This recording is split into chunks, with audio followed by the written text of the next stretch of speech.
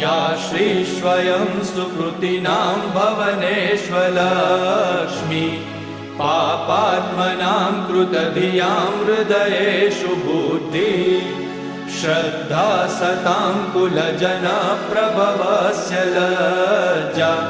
तां त्वां नताः स्म परिपालय देवि विश्वम्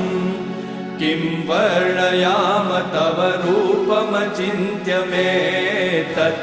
किं चातिवीर्यमसुरक्षयकारि भूरि किं चाहवेषु चरितानि तवानियानि